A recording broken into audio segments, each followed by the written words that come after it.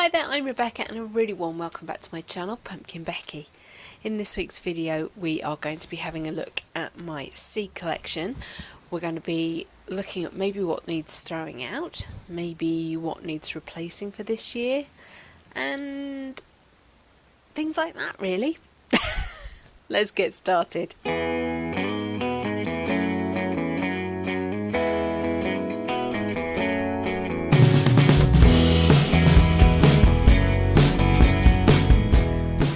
Back out in the greenhouse today, but do you know the temperature outside is hovering just below freezing, so I may not hang around too long. It's already really cold. I don't know about you, but I've actually had a really awful week. Many things have contributed to that, but not least world events. I've actually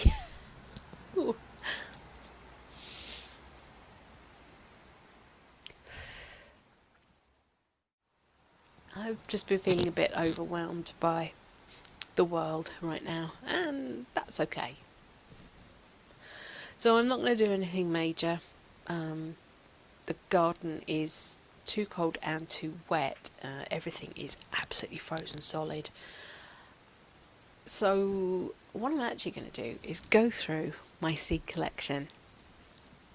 It's long overdue, and I feel like I need lots of things for this coming year, but actually once I go through my box of stuff I'm probably going to find I don't actually need any seeds at all.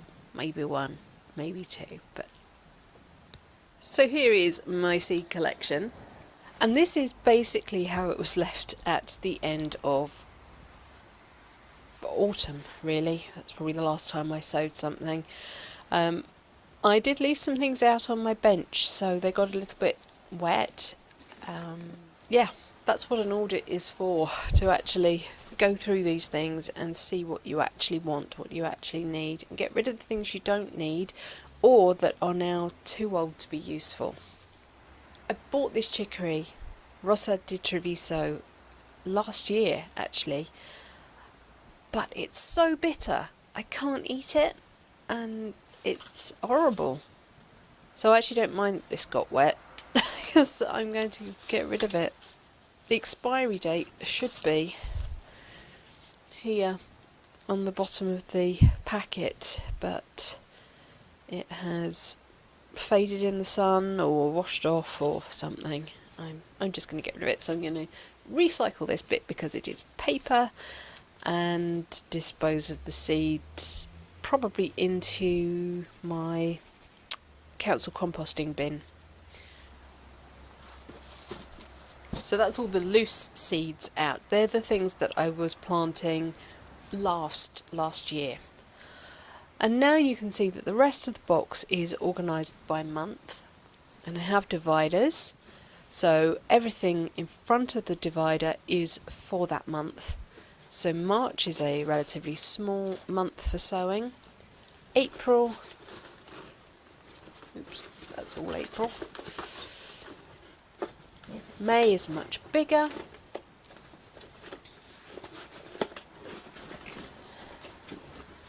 And then we come into the summer months, and I know that I need to redo some of my dividers. I need to make them bigger or clip them together or something. I transferred up from something that was about that big, a cardboard box, which is what these ones came out of, and yes, now I've got extra width, but my dividers aren't quite designed to fill this box properly.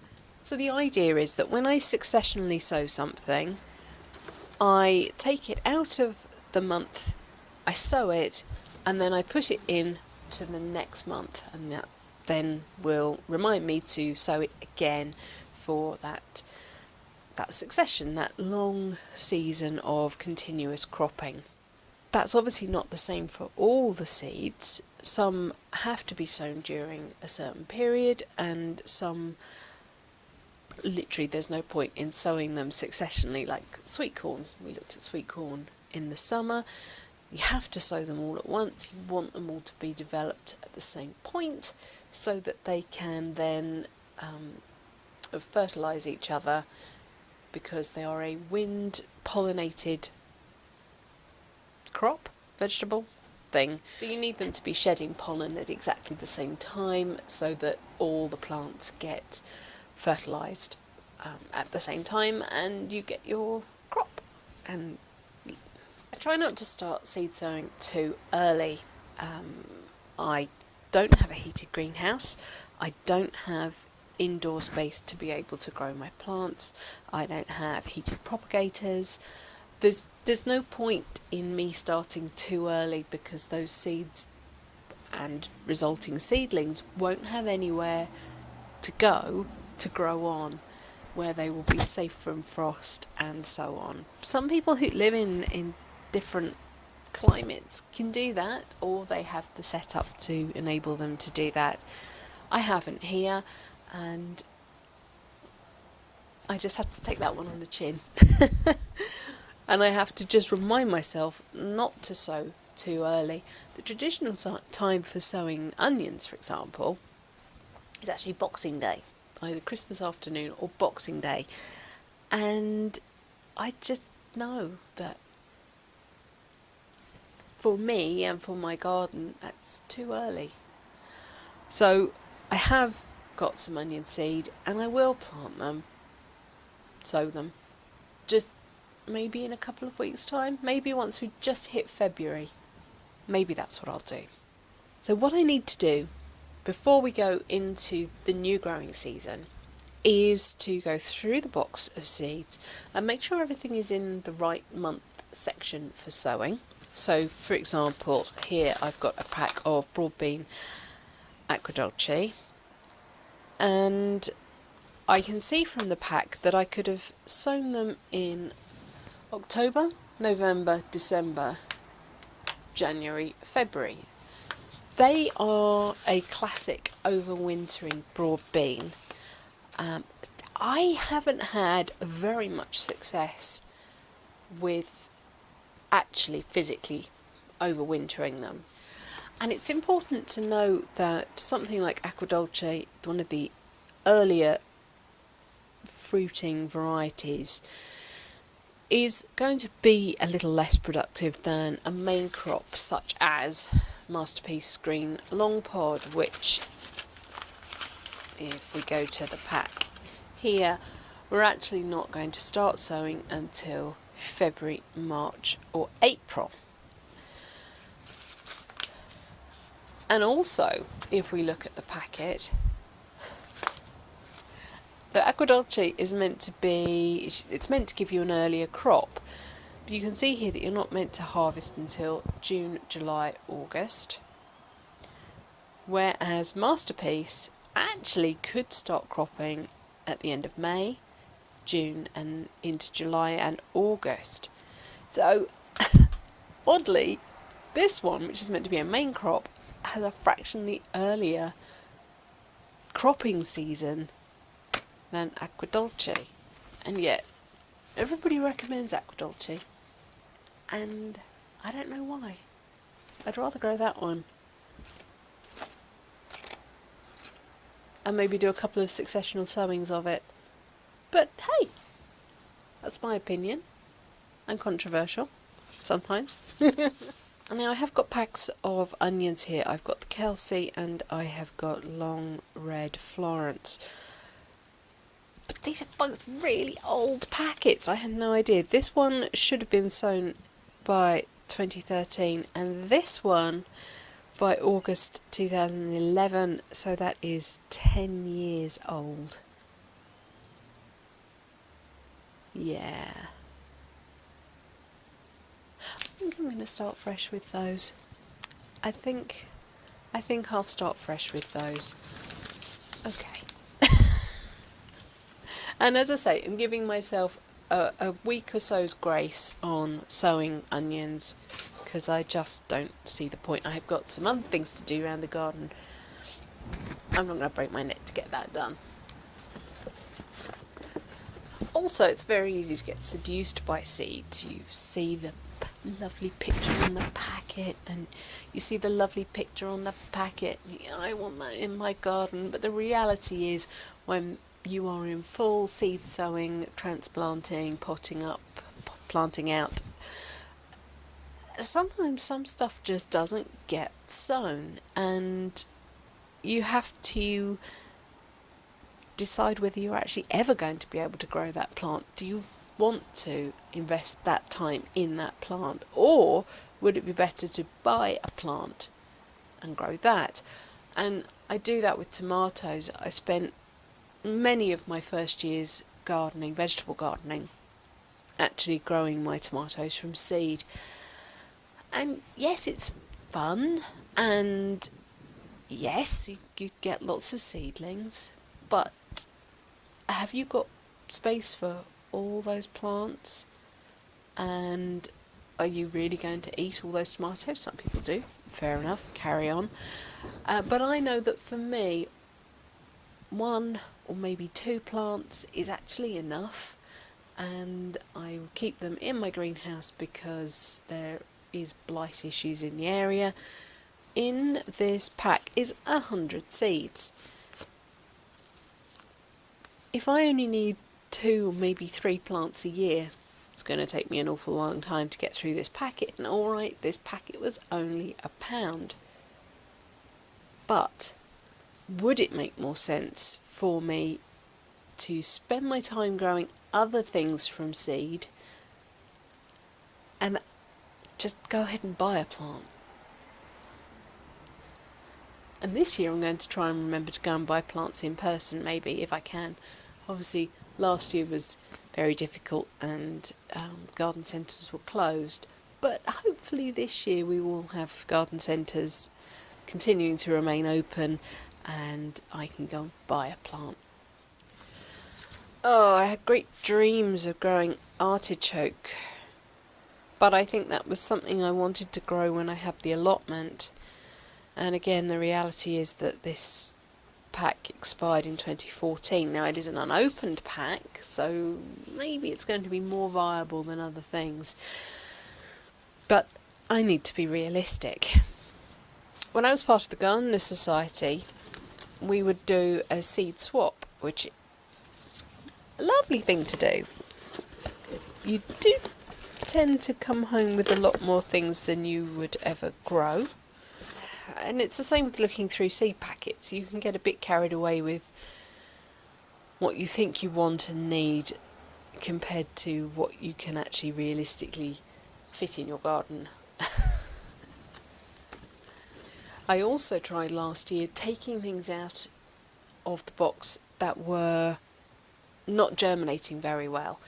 So I would sow a load of things and keep the packets of seeds in a separate little tray nearby, and if something failed to germinate or was really poor germination, I would get rid of that packet straight away, because there's just no point in wasting compost on something that isn't going to work for you in your area. And if you get gardening magazines, you're pretty much going to find you're going to get radish seeds and Gardener's Delight tomatoes coming out of your ears, so be aware of that.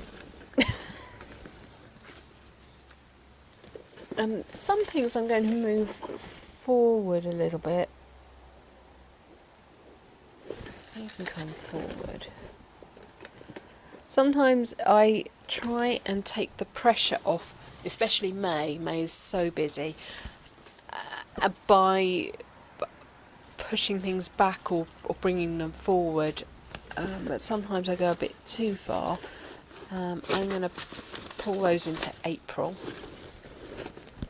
That's some flowers, some zinnia and Ami Bisnaga, and then I get to come to my other box here. Okay, got a lot of peas. Peas, April, May, March, April, May. So you can go into March. March to July, so another lot in March. Let's pop you into April.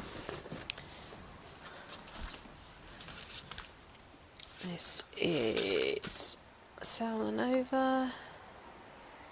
February to July. When do I realistically want to be eating lettuce? And let me just tell you, Sour lettuce has gone on right through the winter for me. It is coming through frost every single day, bouncing back and being completely edible. It's just showing signs of thinking about bolting now. A phenomenal lettuce. Phenomenal. Really worth the money. So I'm going to pop you into April because, yeah, and that's the other Sour. So I bought a green frisee style and a green butterhead. I do also find it fairly useful to try and group together maybe all the pumpkins and squashes in one section of that month, so that I know I can just go and grab the pumpkins and squashes, maybe stick an elastic band around them or a poly bag or something, so that you can bash through the sowing of those particular things. Personal choice. That is pretty ancient. Yeah, that's really ancient. I keep trying to grow chives from seed and I'm having no luck at all. I'm going to give up with them. I think it's good to know your limitations. Ooh, carrot Pirano. That's the one that I dug up and tried to compare to the carrot romance in my carrot video. Yeah, these were a crime against nature. I'm going to throw those away. Yeah, let's bung some of you into March. The reality is that I may not get much sown in March because that tends to be when our coldest weather is. And again, you just have to be realistic. So sometimes I have to move things from the March section into April, or I leave them in March and just know that they're probably my priority to get sown as soon as it is okay. Kale Midnight Sun, May, June. Okay, that's great. Let's pop that into May. That's as old as the hills. Joy Choy. March. Rhubarb Chard Vulcan. These are standing in the garden right now and look great. They possibly haven't put on as much growth as I would have hoped, but I know I sowed them and I sowed them okay, but I transplanted them out really late, so they're a bit delayed in doing anything, but I would imagine that they'll start putting on some growth as soon as the days start to lengthen a little bit. But they look good, and they have stood the winter, so very pleased with that. You're supposed to be April, not March. Kohlrabi, I have some of these growing in the garden right now. They're in my random brassica planted thing that I did last autumn. And I wasn't quite sure what I'd got. I thought most of it was probably kale, but it turned out a couple of them were actually kohlrabi, because I could now start to see some of the swollen bases. I don't think they're going to be edible, but March. And many of the things that you can sow late in the season, you can actually re-sow early in the season because they accept those sort of cold conditions. Many of them you want to grow in at that sort of colder period because you don't want them to immediately bolt, go to seed. Cabbage Greyhound, I know, is an ancient packet of seeds. It is. This is one that I bought when I first got the allotment. Yeah, 2007. New coriander that I gathered from my own plant. So I will hold on to you. So I don't think I don't think, having gone through that lot... Oh, that pack there is seeds for Stompy, for his gardens, and I do need to redo some of Stompy's gardens. So I don't think there's too much missing from my seed collection that I urgently need to replace right now. I do need to think about replacing the onions, because I had such awful trouble with sets last year. I always do sets, and I'm always a bit disappointed, so it's about time I actually did something with some seeds, I think. But other than that, no great worries. I've got a good range of things in there. I've got some herbs, I've got some flowers, I've got vegetables right through the growing season. Yeah, I think I'm ready to get going next year. Wait, this year. Right, that's it for this week's video. Thank you so much for watching. Please remember to rate, share and subscribe to me here on YouTube. And until next time, bye.